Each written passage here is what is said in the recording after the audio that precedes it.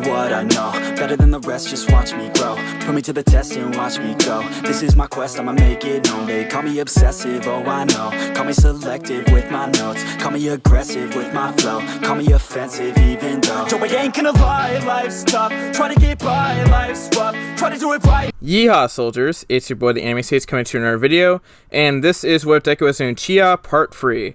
Yes, another part is here for this critically acclaimed series. Let's see what happens in this part as Deku gets into UA and, gets ready for whatever comes ahead of him. The good, usual of high school.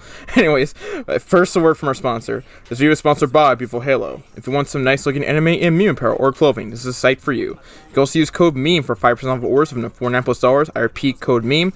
And code MEMES for 10% off of orders of $99+. I repeat, code MEMES.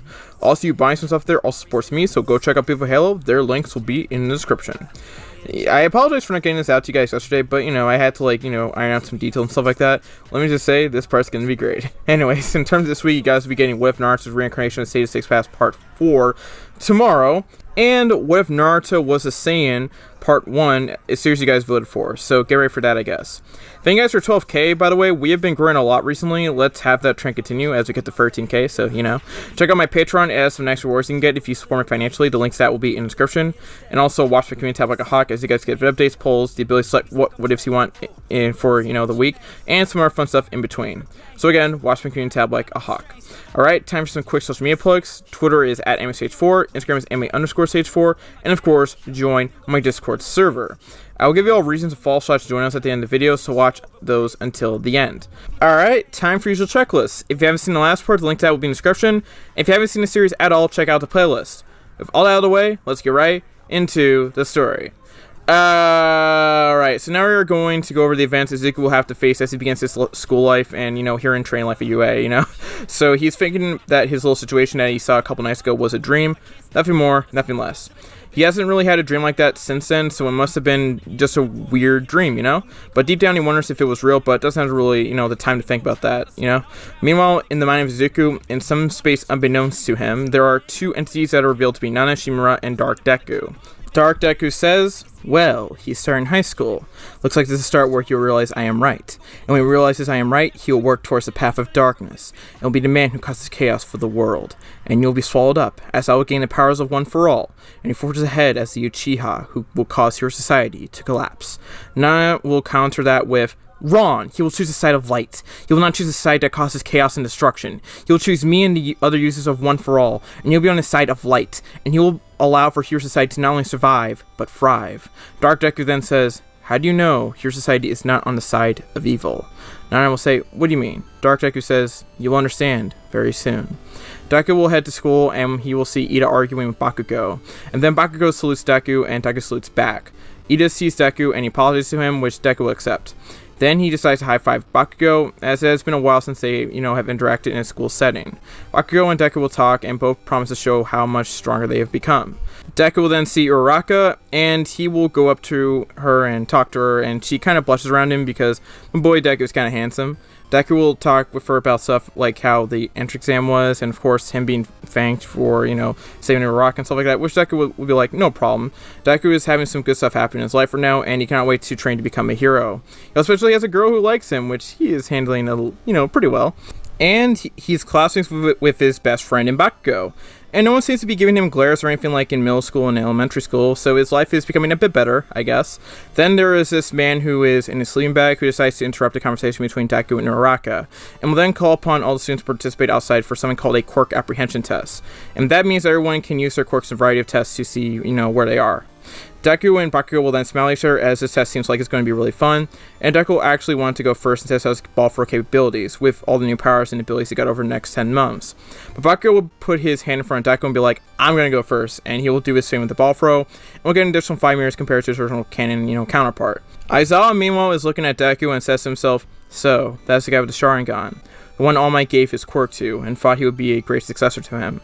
I do want to see him in action, he might have potential, but I hope All Might did not make a grave mistake, because if he becomes anything like his father, the world is in trouble. Aizawa will decide that he will give the test and will use it as a way to see what this Deku kid has in his arsenal. He probably would have expelled one of the students in his class for the test, but having to do with a Sharingan kind of changes some things, I guess. And he just wants to see if this Izuku kid is all that. So he calls upon the test will go with the same parameters like in canon, as in dead last gets expelled, so that is there, I guess. For first trial, which is 50-meter dash, Deku uses full counting and will get a 3.01 seconds on the dash, which is around a couple seconds ahead of Ida. This is a dub for Deku, and for Bakugo, he will get a 4.03 seconds, which is around 10 seconds higher than his Rokan counterpart.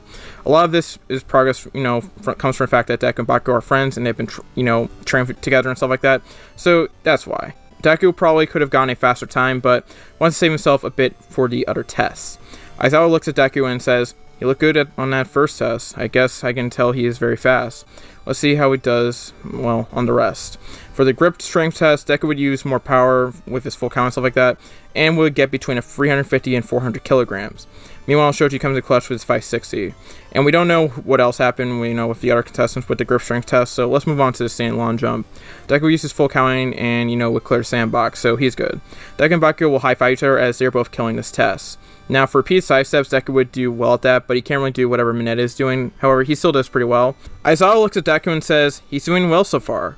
You're halfway through, but I think I might have my evaluation completed." Now for the ball throw, Deku would fire off with his one-for-all combination with his Sharingan, and would be able to get a very high score of 900 meters.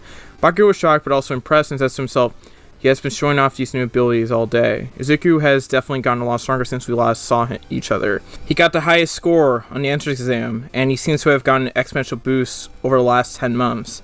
I'm happy for him, because of all the stuff that happened to him, he deserves it. Even though I do want to surpass him and become the #1 hero. Again, Bakugo's goals haven't necessarily changed from the original canon, but there's a different outlook with those goals, and a different outlook on life as well. As he saw Izuku get those glares, he probably could have gone the same route as in canon, but seeing him get those glares by even adults kind of bothered him enough to help him out, with some help from his mom, of course. So that's there, I guess. Deku then sees Uraka get her infinity, and Deku does congratulate her. Ochako blushes and says thank you. Deku just smiles, and, Bakugo has to smile as well because he sees what's going on, Aizawa looks at Deku, and he has shown himself to be very impressive. He definitely has his evaluation finished. Deku does well over the last 3 tests, and when all is said and done, Deku got first while Bakugo got 4th. Bakugo is looking at people like Todoroki with a bit of jealousy as, he now really wants to surpass Shoto. Deku then sees Mineta is a bit upset as he now has to go, but Aizawa will say everyone can say, as it was all a logical ruse, and everyone is happy. All Might will approach Aizawa and will confront him on this, as he expelled a whole group of freshmen last year, so why is this year different? Aizawa will say he wanted to use this test as a way to see what this Izuku kid was all about, and he's very impressed with him. He definitely has a lot of potential from a strength potential, standpoint, and he does agree that he's a good successor. However, he better not have made a grave mistake, because an evil Uchiha with one for all, it's not a good mix.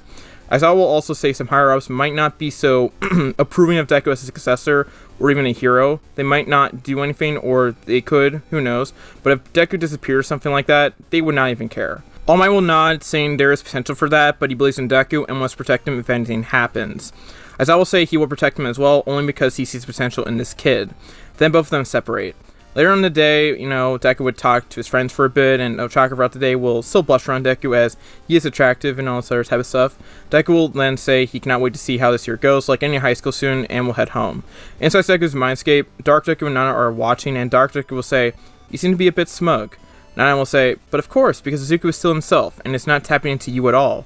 Dark Deku will say, and, while smiling, "Just you wait and see. Something will come up, and you are going to have that smile wiped off your face." Now will just laugh and say, "We'll see about that." Deku will go to school the next day, and him and all our students will be given something called a battle trial. All Might will waltz into the room, and he'll be guiding students to the area where they took the entrance exam, and the teams will be selected like in canon. Deku and Ochako are paired together, and they both cannot wait to see who, they go up against. And it will be Bakugo and Ida. This means that Deku has to go up against 2 dudes he considers to be friends, including his childhood friend. Deku and Bakugo look at each other and both wish each other luck. Ida and Bakugo will come up with their own plan to deal with Deku, and Bakugo says that they just stay here, as they both need to kind of work together if they want to have a chance at beating Deku. Deku and Ochako will say they need to work together as well, and they'll just go for the weapon. Deku and Ochako will go to the room, and Deku and Ochako, when, they reach the room and stuff like that, Bakugo will jump towards Deku, and Deku will have to, deal with that, while Ochako has to deal with Ida. Deku will get blasted in the face by Bakugo and will fall to the ground. Bakugo will say, "Got the surprise on you, didn't I?" Deku will then get up and goes into his full counting form, and then Deku will speed towards Bakugo, and Bakugo will get smacked in the face. Bakugo gets slammed to the wall, and Deku smiles and says, Looks like I have even up the advantage. Bakugo then says, we'll see about that, as he smiles. Deku will then fight Bakugo, and Deku uses Sharingan throughout the match to track Bakugo, and then will transition to his full cowling form. Deku will smack Bakugo around, and he will continue landing some blows. Bakugo won't use his gauntlets, because he doesn't necessarily want to risk hurting Deku. Bakugo will fire off a punch, but Deku will just smack Bakugo in the face. Ida, meanwhile, he's fighting Ochako, and we'll see that Bakugo is in a bit of trouble, and uses his engine to speed over to Bakugo in order to help him out. Deku, however, caught him and decides to time everything up, and as he charges up for a Sharingan breaker. Deku will see Ida come, and he will time it all up, and will just smack Ida in the face with that Sharingan breaker, which knocks him out. Bakugo will then use his explosions and headbutt Deku in the stomach, which hurts both of them, but then Deku will smile, as Bakugo chose, a bit of an incorrect move, and then Deku will smack Bakugo down, and Ochako will grab the weapon, and the hero team wins. Deku will then smile and will shake Bakugo's hand as he had a great match, and the rest of the battle trial matches go the same. Deku will later talk to Ochako about how well she did, and Ochako will smile and she will say thanks, and that Deku did very well throughout the match himself. Deku will later talk to Bakugo and both hope that they'll, get better in the future and, rematch and stuff like that. When evaluations are up, Deku and everyone else is praised for their efforts. While they do have some ways to go, they all do have potential. Deku specifically should be a bit more ready for surprise attacks and not take unnecessary hits, which Deku is fine with. Deku will later talk to his friends about stuff throughout the day, go for regular classes, and other fun stuff like that, and then Deku will head home. Deku will then go to sleep, and now we go into the mindscape of Deku, and it's once again with Dark Deku and Nana. Dark Deku says, "Ah, look at him, sleeping like a baby, so innocent. For now." Nana will say, "What are you smiling about? He hasn't done anything horrible. In fact, he seems like a normal kid. He still has his best friend, he has gotten some new friends, even might have found a girlfriend for the future. What moment in time could you take advantage of Izuku and control his mind or whatever?" Dark Deku will say, "Oh no, that's not what I want to do necessarily. You see, I want Deku to come to me willingly, because at that point, he will see the world for what it is. In all honesty, the world when it was under chaos from the man you loathe and All For One, it was a better world than the one All Might created. Human beings seem to have a bit of a lucky draw or roll of dice when it comes to their quirks, and those kids who want their dreams to come true will have the opportunity to do so. Or they'll begin formed in a way when they don't have a quirk that's, not conventional or something that's not necessarily hero-worthy, and they'll be forced to fall in line under that society, and that will end up creating more villains. How can a society like that was designed to have peace in it, with a symbol of peace in All Might, still have villains around? How is all that a possibility? The peace you have been striving for years and years, and when you fought the tyranny of All For One was over, is replaced by something else at the end. A system that is under the guise of a more peaceful era, but there is still conflict going around, and destroying people's lives. Not in the way All For One did, but a different way. The destruction of their minds, and their spirit, and their will. Once he realizes all of this, he will understand that the society that is here right now needs to be destroyed, in order to hope for peace, and become a true symbol of peace. Will people die and suffer along the way? Yes, but that is just a consequence of progress. That's why he will choose me, as I can make him a true symbol of peace by spraying chaos and destruction, in the hopes of a better tomorrow. Nana is shocked by that speech that she has no way to respond to it. Nana just says, "I may need to think about those points before I respond to that." Dark Deku will say, "Go ahead and try. I'll be waiting. I talk about destruction and chaos a lot. That's how I show myself. But it's not like my goal for chaos and destruction is not unfounded. Nana has some thinking to do, and we'll now get into the next arc, which is USJ.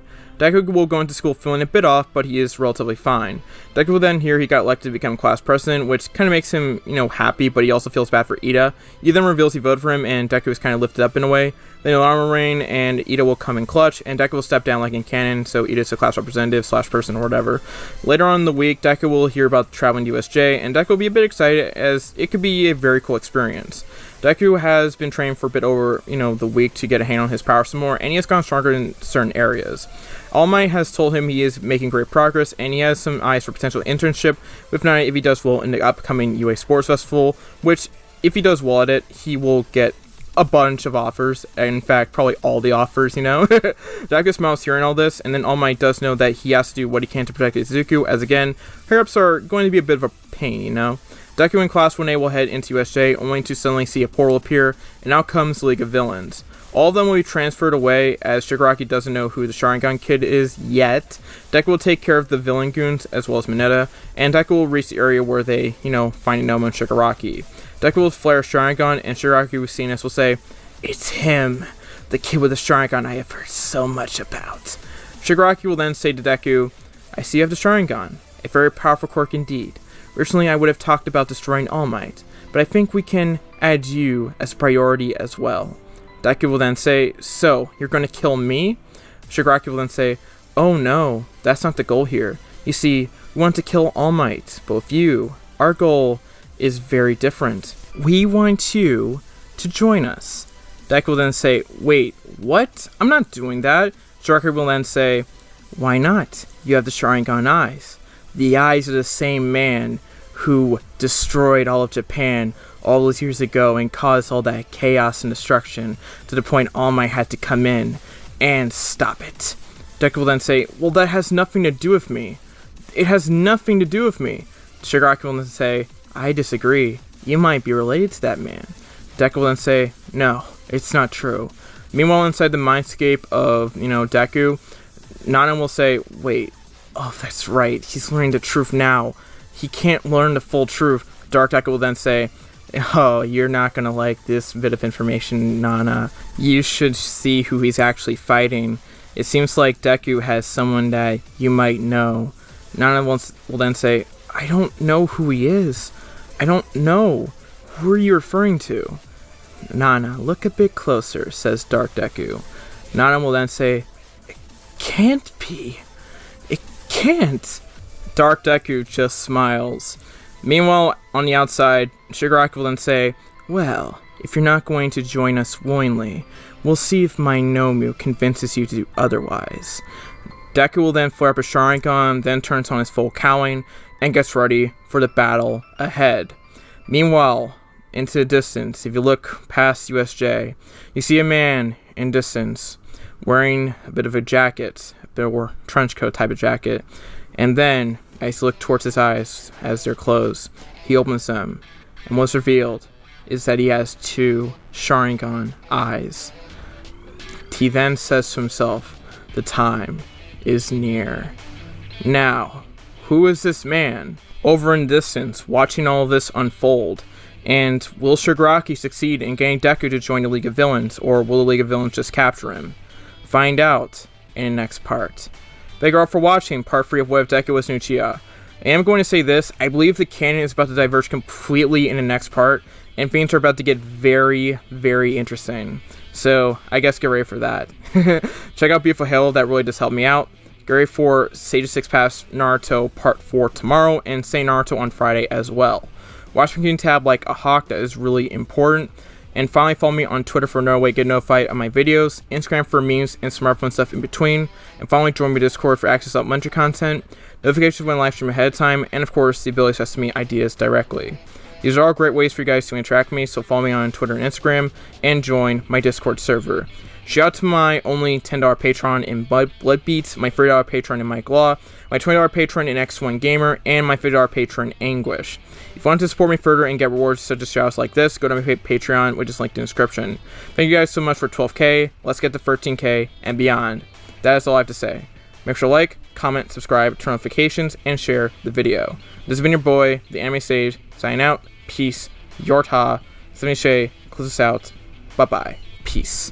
Hi, this is Stephanie Shea, voice actress for Sailor Moon, Hinata, Orihime, and you are watching Anime Sage.